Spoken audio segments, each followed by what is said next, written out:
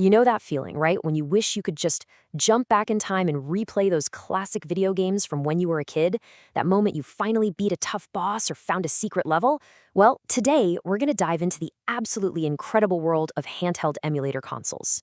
Think of them as modern-day time machines built just for gamers. And look, this isn't some niche hobby for a handful of people.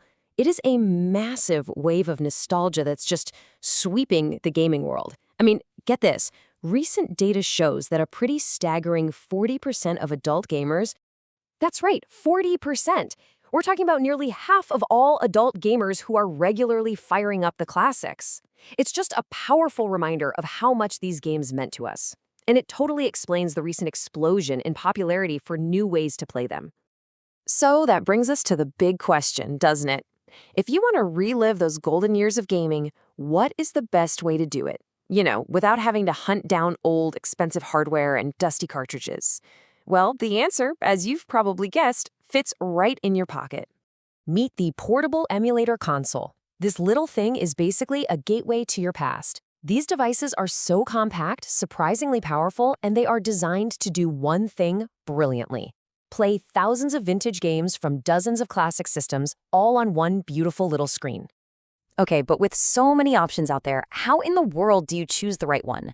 Well, before we even get into specific models, it's absolutely crucial to understand the 4 key features that can really make or break one of these retro handhelds.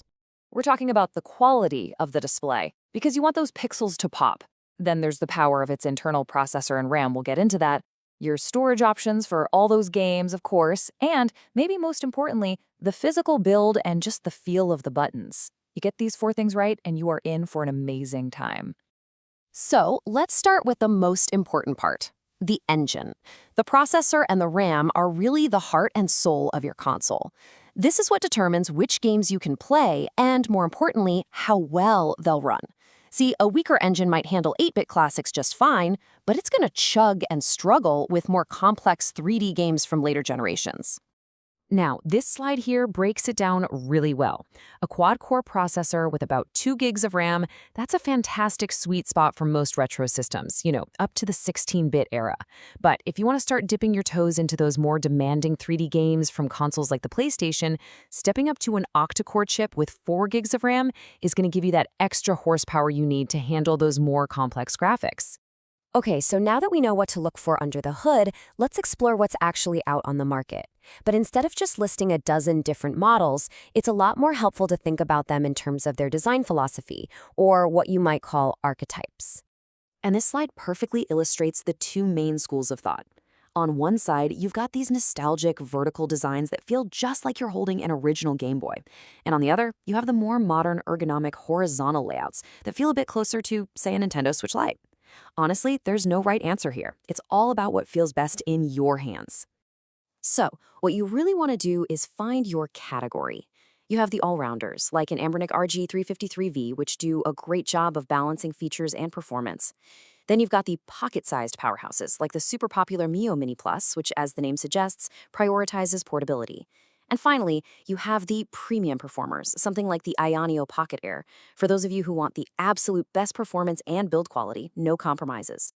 So, all of this leads us to the big payoff. We've looked at the specs, we've looked at the styles, so now let's put it all together and help you find your perfect retro gaming companion.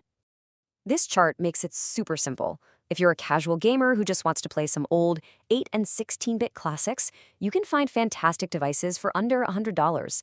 If you're more of a serious enthusiast, someone who loves to tinker and needs power for more advanced systems, that $100 to $200 mid-range is your sweet spot.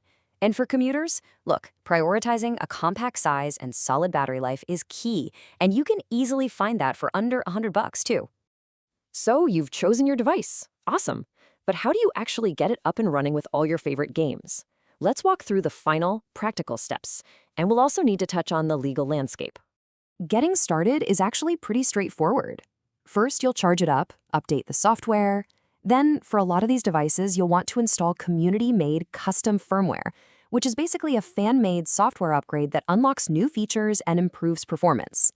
From there, it's just a matter of transferring your game files, or ROMs, onto a microSD card, popping it in, and organizing your brand new digital library. It's also really important to manage your expectations. As this table shows, the more complex the original console was, the harder it is to emulate.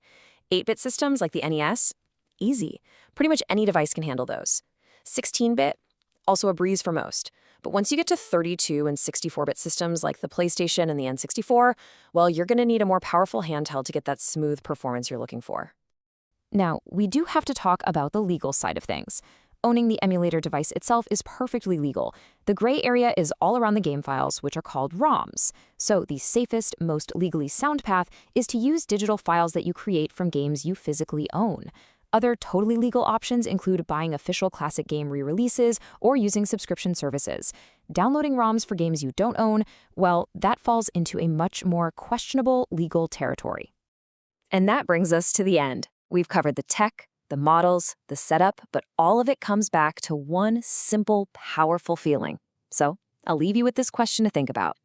If you could power on a device and instantly be playing one classic game from your past, what would it be?